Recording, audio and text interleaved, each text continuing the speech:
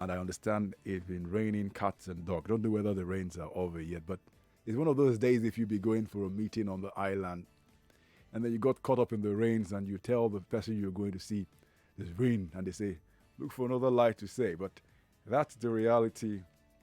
182 weather conditions. Maybe the rain will be coming here later on at night to balance up things. But you know what we have on right away because this is a big day, big three.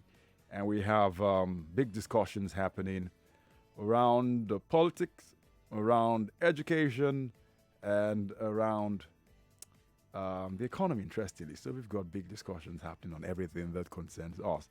The president signed a finance bill into law, and the presidency has been harping away that this is the first time we've had the same year the budget is signed. We've got a finance bill backing it into law to make it work. You had Johnson Chukwu during the news. Whether it works, it's another matter entirely. The jury will be out after the budget year is over to see how much of the a trillion budget happened for the benefit of over 200 million Nigerians. Schools are back in Lagos State and explains why we've had traffic happening in the morning because the children are back to school. And so on the big three, those of you who've got children in school, those of you who took children to school this morning, help us set the agenda and tell us what you expect from the public schools and the things you've seen which inspire confidence and optimism and the things which you think need a little tweaking, to make things happen for our dear young children. And then there's a conference going on at the Muson Center. If you do some quick walk, you could be there in, let's say, 30 minutes. If you jog fast enough, you could be there in 15 minutes. And it's the Never Again conference. Today coincides with the end of the Civil War, 50 years after the Civil War. And we've got a crew led by Judges Mark Noble Sedidowu at the Muson Center. And he will be telling us what the big guns are saying. The Nobel laureate Wole Soyinka is there. Former President Olusegun Obasanjo, just to mention a few of the personalities there who interestingly played roles in the 30-month Civil War. On Checkpoint, there's a story that I think will interest a lot of you because it concerns commuters as well as if you got vehicles on the road, because the Federal Safety Corps says it will prosecute siren and convoy offenders. This is the first time you're hearing this, but it says it's going to go ahead with on the rule book. Those who are exempt just include the president, the vice president, the governor, deputy president of the Senate, as well as the deputy president of the Senate, the House of Rep Speaker, a deputy speaker, just to mention a few who use the siren. But you all know that that list has been populated by all and sundry. Everyone who uses a siren to get to where they're going, most so-called VVIPs. So let's see who is going to be the first in the book that the road safety will be dealing with. Chukwudi is going to be out there on the street gauging the opinions of people, and I'm sure he will catch a number of people still using sirens right there who have no business doing that. On a big hard fact, Lagos education. We're going to be focusing on this aspect of development in the state. The state's going to spend 48 billion naira on education and technology, according to the 2020 budget. A lot of that money is going to be in the renovation and rehabilitation of secondary and primary schools.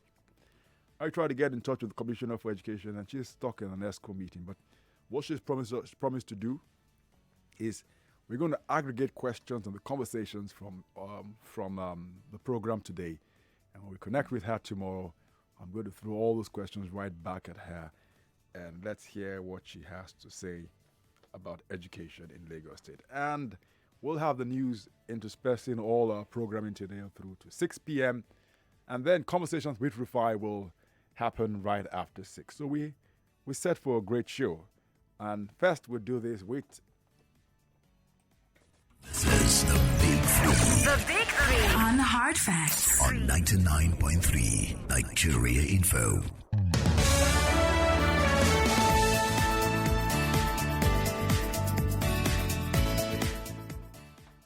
All right, welcome back. And so, let's do this. We start with the Never Again conference, which is happening in Lagos, and which has been organized by the Indigbo Lagos and Uzoko Umunna. They're working with civil society groups, and they're commemorating the 50th anniversary of the Nigeria Biafra War. Do we have Judges McNoble Senidowu, political Hello, Judges. Hello? All right, so we have Judges McNoble Senidowu. Okay. All right, Judges. Hello? Hello, good afternoon, Judges. Good afternoon. Great. So I was just telling the team that you are the Never Again conference in Lagos at the Muson Center, where we're having. Okay, we'll try and connect back with Judges. But the organizers of this conference say it's a time for reflection in Nigeria, noting that Never Again conference has been attended by government officials, traditional rulers, politicians, and key stakeholders to provide an avenue for discussions. All right, Judges. Hello, good afternoon. Hello, Judges. Hello, can you hear me clear now? Yeah, I can hear you, Aghogho. All right, so we're on the big three judges, and I know you've been leading a team at the Never Again conference at the Muson Center.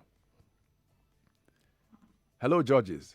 Hello, I can hear you. All right, good. And something the organizers say is that this event will serve as a moment to reflect on the war which ended on the 13th of January in 1970, 50 years ago. So let's start first and foremost. Who were the people who were there to reflect on the end of the Civil War 50 years after? Aghogho. Yeah, judges, can you hear me clearly now? I can hear you now. All right. So what we're going to do first, judges, let's take a quick break, and then I come back to you straight away. And okay. You can tell us on the reflections on the end of the war at this Never Again conference. So just hold on a minute, or I'll be right back.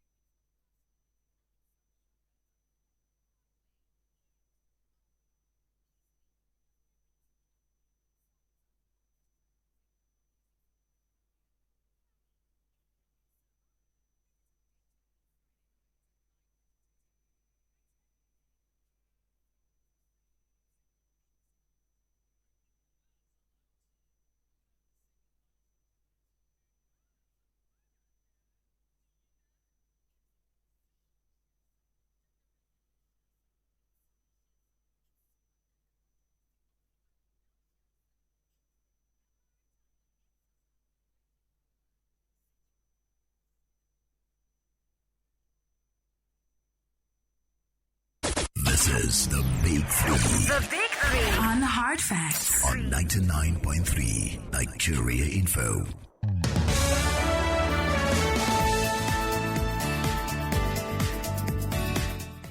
All right, welcome back. It is 25 minutes past 3 in hot Lagos, and Judges McNoble Senidowu is still on standby. So, judges, this Never Again conference, you're going to tell us what were the high points of today's event. Please go ahead. Yes, Aghogho. The Never Again conference was held at the Muson Center at Deep Hall today. Basically, the conference was tagged Nigerian Civil War 50 years after.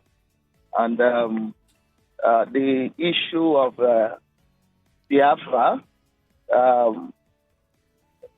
that is today translating into the issue of that is today raising national questions and leadership questions are basically the high point of the conference.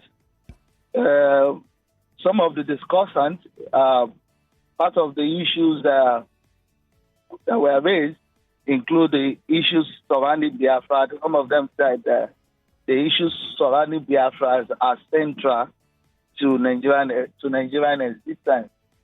So, and that is to say that we cannot continue to ignore that Biafra never happened. There was Biafra, and some people, especially that experienced the war, were unable to forget their experiences, and they are still living with it.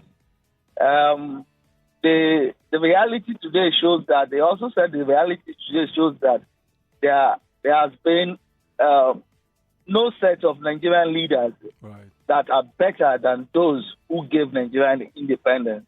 That is to tell us that the present crops of Nigerian leaders have failed, and that because they have not been able to manage the lessons that was learned from Biafra well to actually transmit up into development and growth.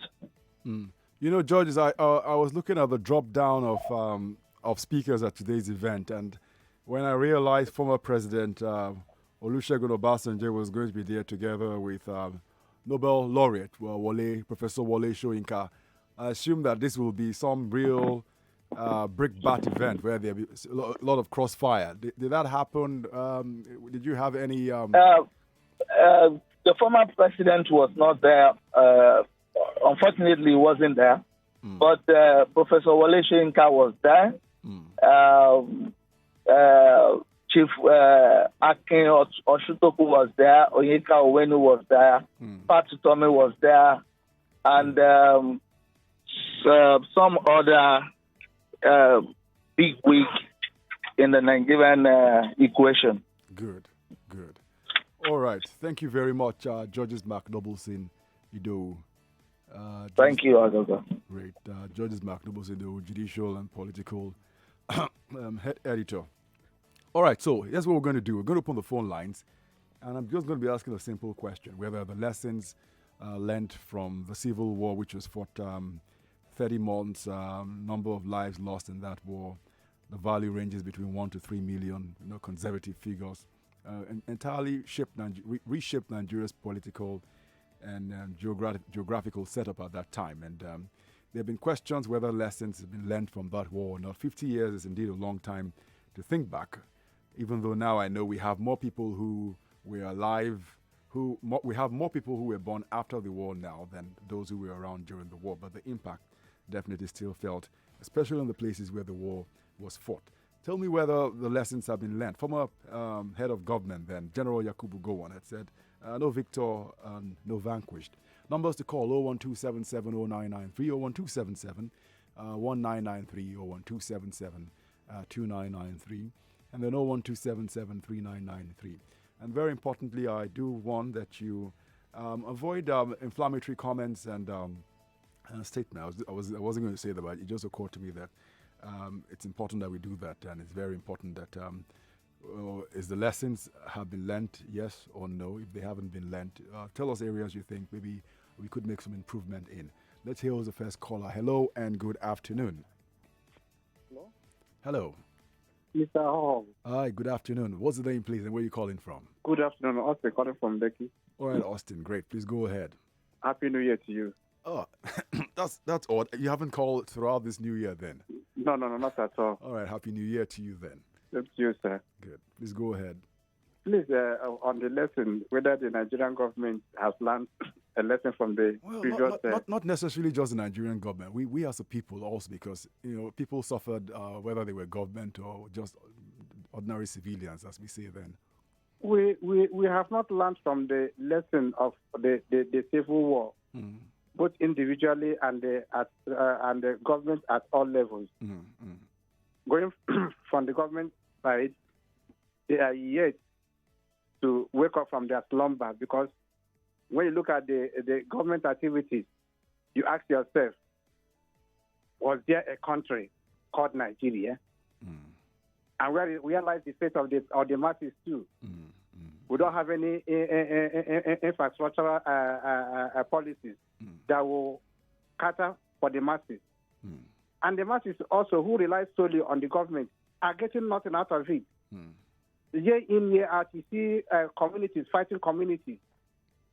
So some people are dragging one particular portion of the land or the other.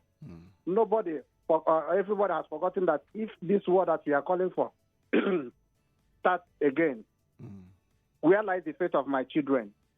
Where lies the fate of my own life? Nobody's talking about it. And things keep deteriorating on year in, year out. And our government seems to be sleeping. What are the things the people need?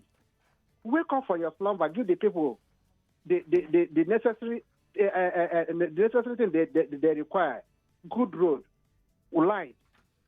Just to mention but a few. When I was at the tender age, I used to hear education for us by the year 2000. We are in the year 2020. What are we seeing? Well, there's nothing. Actually, a Vision 2020 even then, I remember. Vision 2020 is here. And they were thinking that 2020 will never come. Here we are in 2020. Where have our government achieved? Where has they gone? Is there any blueprint for anything? All right, Austin. Rather, when you go about the whole country, you see infrastructural deficit. All right, Austin, thank you very much. Let's do this. Let's quickly get to a second call. I can get to a second and third stories also quickly. Hello, good afternoon. Hello. Hello, good afternoon. Yeah, you have Paul calling from here. Paul. Yeah. All right, Paul, please go ahead. You could recall, after the war, we have what we call or what we know as arrest. Tell me whether the people of the Southeast, whether they have been relegated. Is there anything like construction there? So issue of no victor, no boundaries is the mere expression from the war. If now, or maybe you realize that war should have been averted, if not because of tribalism, ethnicism, and so on. Now, on issue of what you have achieved or what you have learned, any lesson so far? I will say emphatically, there is no lesson. If there is a lesson, we wouldn't have all this tribal issue, ethnicism, religion. Because these are three things that can set a country into problems. Look at Rwanda, when they came out from the war, what happened? It's nothing like Tutsi and Hutu now, but in Nigeria, the case is different. Look at Putin appointment. The problem is that any president of this country that comes from a particular religion of the country, they would like to placate his own people. Is that a lesson to learn? Absolutely. So if this country wants to go or move forward, we must love ourselves, explore religion issue and ethnicism, tribalism. If we respond this thing, Nigeria will move forward. All right, thank you very much, Paul, for your comments. And I just remember we got Raleigh Academy to teach us some financial investment information by 3:45. So I'm going to go to story 2 and story 3, then quickly get to the phone lines because I see the lines blinking, which means you all want to talk. So talk we will. The president has signed the finance bill into law, like I said earlier on, during the news also too. It's the first time since the return of democracy in 1999 that a federal budget has been accompanied by the passage of a finance bill specifically designed to support its implementation. Now, quick things to know about the finance law that has been signed by the president is that it amends 6 tax provisions We'll go into detail in that subsequent programming, I assure you. There's also been an increase in value-added tax on specific goods and services from 5% to 7.5%. The law also affects changes in tax provision of the Customs and Excise Tariff Act, which is supposed to encourage local manufacturers. And it's also going to include the Petroleum Profit Tax Act, the Company Income Tax Act, Personal Income Tax Act, and Stamp Duties Act, and Capital Gains Act. These are all existing laws which this finance bill will strengthen in certain portions. Also, it is going to support, you did hear Johnson Chukwu talk about this, support the medium and small enterprises through the Ease of Doing Business initiative, as well as incentivize investment in infrastructure. It's a whole bunch of stuff which has been done with the finance bill. You can tell me whether you have confidence now that there's a bill accompanying the budget, whether we can go beyond the lows of the 25-30% budget implementation to the highs of the 50-60s in the 2020 budget. And then the final stories with education. Schools resume. The roads are clogged now, morning and rush hour as children head home.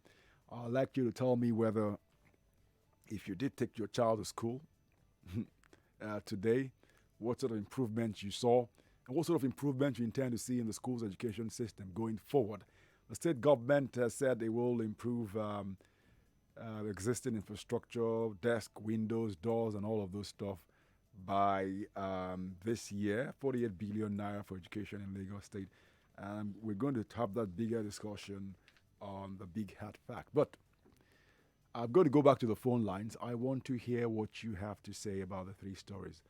One, with the lessons learned from the end of the Civil War in 1970. 50 years today is when the war stopped. The finance bill signed into law by President Muhammadu Buhari. And then school resumes in Lagos State. Primary, secondary schools, public schools have resumed. Tell me what you think about any of these three stories or all of them. Let's do it now. Hello. Hello. All right, kindly turn the volume of your set. I'll leave All the position on the radio. All right. Good afternoon. Good afternoon. It's Sunday calling from Lagos Island today. All right, please go ahead. Okay, there is no lesson that has been run from the Civil War. Yes, the leaders will not be doing what they are doing right now. Because if you look around, there is no one particular region of the country cannot produce even number 1 to number 6 citizens of the country. No employment. A tribalism and nepotism is still going on, which is what exactly that can cause war. If these people now notify it and say we are no longer going to expect take it from anybody, that we need to be heard. And this can cause another war. So there is no lesson that has been learned from anybody, both the followers and the leaders. Just the heads of the agencies in Nigeria, one particular region could not occupy even one. Just in Nigeria, you talk of commissioners of police, one region can only provide one name, particular now, just serving as the commissioner of police for the entire country. If you check out all those things, that is exactly what caused war. Because some people are nowhere to be had. They are nowhere to be found in any agency or in any particular office in the country. Anywhere you can see them only in lower level. So these things are the things that cause civil war. Because some people want their voice to be heard, and they were nowhere to be found in the government. All these things are lessons that we have been learned to employ and involve everybody in the government, but they are nowhere to be there. All right, Sunday. Thank you very much. My take. Thank you, Sunday. So we'll do just 1 minute for each person who's calling in now. Hello and good afternoon. Hello, good afternoon. Ebuka from Moshi. Say that again. Ebuka from Moshi. All right, Ebuka, great to have you join the conversation. Please go on. Now, I'm in my late 30s. Does the war even mean any good for us at the initial place?